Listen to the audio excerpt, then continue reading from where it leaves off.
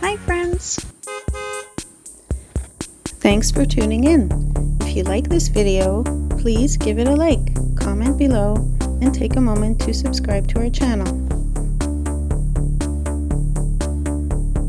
The eastern waterfront area of Cornwall sits along the southern edge of the city beside the St. Lawrence River, and it is one of the places where Cornwall's long history is easiest to see. This part of the city blends residential streets, churches, parks, and waterfront spaces that reflect generations of immigration, industry, and community life. The river has always shaped life here. Before highways and railways became dominant, the St. Lawrence River was the main route for commerce and travel through eastern Canada. Cornwall developed into an important industrial city because of its position along the river and its access to hydroelectric power. Factories, mills, and shipping activity helped the community grow through the 19th and 20th centuries. Even today, the waterfront remains central to the city's identity, although many of the old industrial lands have gradually been replaced with parks, trails, and recreational spaces. One of the most recognizable landmarks in this area is the Co-Cathedral of the Nativity of the Blessed Virgin Mary. The church has served the local Catholic community for generations and stands as an important symbol of Cornwall's French, Canadian, and Irish heritage. Its roots date back to the 1800s, and the current structure reflects traditional cathedral architecture with large stonework, tall windows, and detailed interior craftsmanship. For many residents, it has long been a center for religious ceremonies, weddings, holidays, and community gatherings. Not far from the church is Legion Baseball Park. Baseball has been played here for decades, and local parks like this have hosted youth leagues, amateur tournaments, and summer recreation for generations of families. Parks along the eastern waterfront are often busy during warmer months, with people walking, cycling, fishing, or gathering near the river.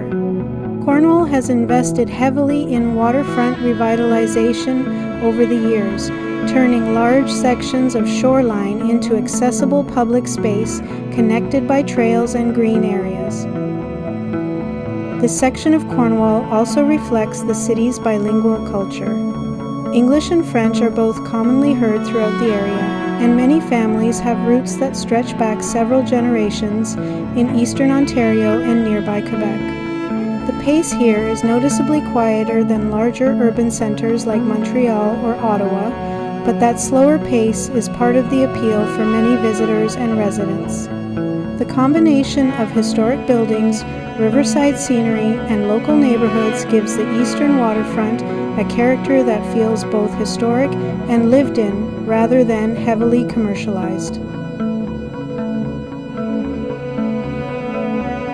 Cornwall has a population of roughly 47,000 people and is one of the oldest communities in Canada. The city sits along the St. Lawrence River in eastern Ontario, close to both the Quebec border and the northern part of New York State. Indigenous peoples lived in the region for thousands of years before European settlement. French settlers later established farming communities in the area during the 1700s, making Cornwall one of the earliest European settlement areas in Ontario. The city was officially founded in 1784 by United Empire Loyalists who arrived after the American Revolution. These Loyalists were settlers who remained loyal to Britain and relocated north into what later became Canada. Cornwall's position along the St. Lawrence River made it an important transportation and trade center during the 19th century. Ships traveling between Montreal and the Great Lakes often passed through the area, helping support local industry and commerce. As transportation improved during the 1800s, Cornwall became connected by railways and canals that helped move goods across the region. The Cornwall Canal, completed in the 19th century, allowed ships to bypass dangerous rapids along the St. Lawrence River. This improvement strengthened Cornwall's role as an important shipping and industrial center.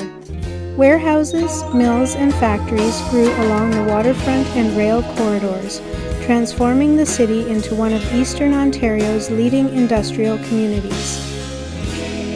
During the late 19th and early 20th centuries, Cornwall became especially known for textile manufacturing. Large factories such as the Canadian Cottons Mills employed thousands of workers and attracted immigrants from many parts of Europe and beyond. Entire neighborhoods developed around these industries, and the city gained a strong working-class identity. Manufacturing remained the backbone of Cornwall's economy for generations, with paper production, textiles, and other industries supporting much of the local population. The St. Lawrence River has always shaped life in Cornwall. The waterfront provided transportation, trade, fishing, and later hydroelectric power. During the 1950s, one of the largest infrastructure projects in Canadian history changed the region forever. The construction of the St. Lawrence Seaway and Moses Saunders Power Dam allowed larger ships to travel farther inland between the Atlantic Ocean and the Great Lakes. Entire nearby villages known as the Lost Villages were flooded during the project, and thousands of residents were relocated as roads, railways, and shorelines were rebuilt. The creation of the Seaway also changed Cornwall's economy and landscape. Hydroelectric power generation became an important part of the region, while modern shipping routes improved trade across eastern North America. At the same time, changes in manufacturing and global industry during the late 20th century led to the closure of many of Cornwall's historic factories. Like many industrial cities in Canada, Cornwall gradually shifted toward healthcare, retail, transportation, education, and service industries as major employers. Today, Cornwall remains an important regional centre for Eastern Ontario. The city serves nearby rural communities and acts as a transportation hub because of its location along Highway 401 and the international border crossing into Massena. The Seaway International Bridge connects Cornwall with Cornwall Island and the United States, making the region one of the key border crossings between Ontario and New York State. Cornwall is also known for its parks and waterfront recreation. Lamoureux Park stretches along the St. Lawrence River near downtown and hosts concerts, festivals, and community events throughout the year. The city's waterfront trail system attracts walkers and cyclists, while nearby marinas and boat launches connect residents with the river. During the warmer months, the waterfront becomes one of the busiest and most scenic parts of the city. Despite changes in industry and population over the decades, Cornwall has maintained the character of a smaller river city shaped by transportation, manufacturing, and its long connection to the St. Lawrence River.